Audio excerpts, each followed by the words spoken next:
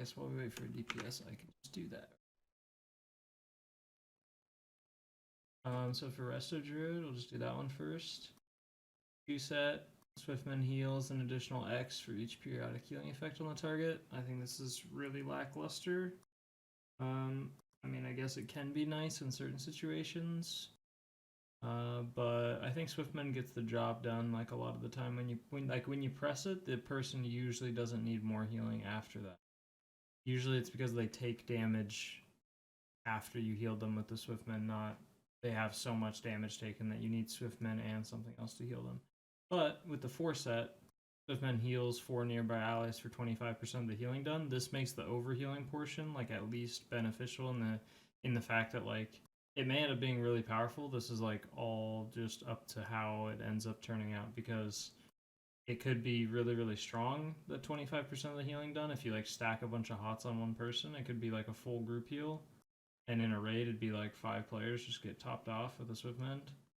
So that could be really strong, but it also could be lackluster if Swiftman isn't doing that much healing in the first place. So 4-piece is okay. 2-piece, not okay. What do we got for Monk? Essence Font residual healing effect lasts an additional 2 seconds. This is really good for M+. Not as beneficial for raid, but it's still okay. It's just like a flat kind of healing increase to your, like the power of your mastery and stuff like that. Like your cleave healing in dungeons and raids, so it's decent.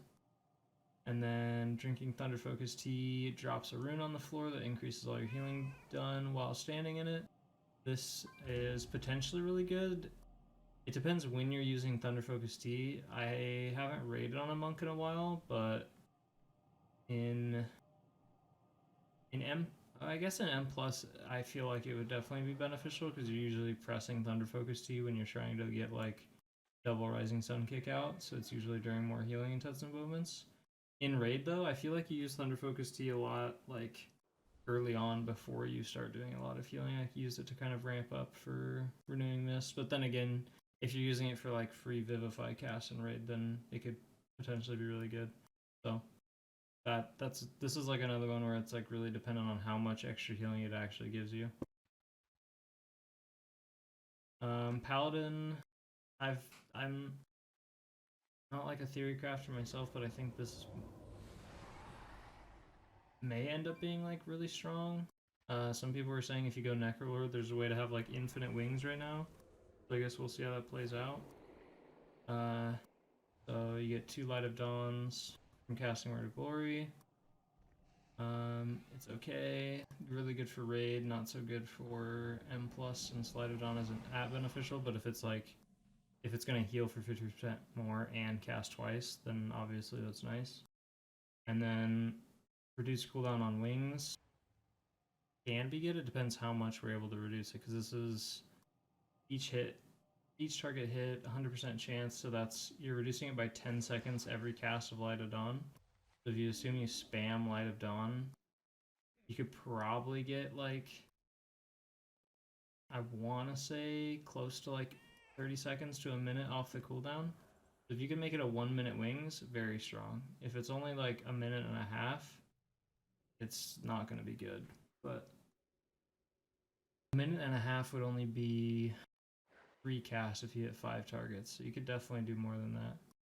So I'm not doing all the math wrong, but if it adds up, this should make it to where you have like 1-minute wings, which would be, I mean, that'd be really awesome, especially with like the Seraphim build and stuff. And then we have Priest, Discipline, casting Power Word Shield or Shadowman has a 15% chance to make your next cast of Shadowman have no cost or cast time. This is just okay. I would say in raid, this is not very good because you're usually trying to cast Power Word Shields back to back while ramping. So you're not going to really be able to, or I guess since it has no cast time, that's actually totally fine because you can alternate. So you can go like Power Word Shield, oh, I got a proc, Shadowman the next person. Power Word Shield, Power Word Shield, Power Word Shield, oh, I got a proc, Shadowman the next person. So that's good. So it's just, it basically just reduces your mana cost in raid. Some extra free healing in Mythic Plus. And Power of the Dark Side increases effectiveness of penance by an additional 45% and is triggered when Powered Radiance is cast. This is good. Really potent. Holy Priest, your holy words begin Divine Conversation, increasing the cooldown reduction of your next holy word affecting spell by 15 seconds. This is nice. Divine Conversation increases the effectiveness of your next holy word affecting spell. So this is good for AoE healing, not so good for single target healing because the single target heal already does, it's already like a full heal on the person. But for AoE healing, this is good. So this is mostly beneficial towards raid, but it is just extra healing for Mythic Plus. But unfortunately, Holy Priest does not suffer from like a lack of healing in M+. So this won't be like that overwhelming. So it's an okay tier set for M+, and it seems like it's decent to good for raid. And then last we have Shaman. Chain heal stuff feels really bad at the moment just because of the current meta where you literally never press chain heal ever. So I guess we'll see. I think what this is honestly going to do, it is possible that you see, since we're going to have the double legendaries, this gives more of a chance for the instant chain heal, chain lightning, chain devastations, that's what it's called. So the legendary chain devastations with your Covenant legendary, this could be like really potent in combination just because like you have a tier set that procs off chain heal stuff, so being able to free cast and instant cast chain heals will like help the set have some kind of benefit to it. So I think that could be, I think people are overlooking that aspect of it. They're not seeing that, but and we'll have to see in raid because right now you don't press chain heal ever, so it'll be interesting to see if this makes you want to cast it more often. Because like Spirit Link, reducing the cooldown on Spirit Link isn't that beneficial because in a raid setting you're usually set on where you're using it and you can't like, you know, you can't really base it on like an RNG proc or the meowing cat. Alright, we're all here, so that's my thoughts on it.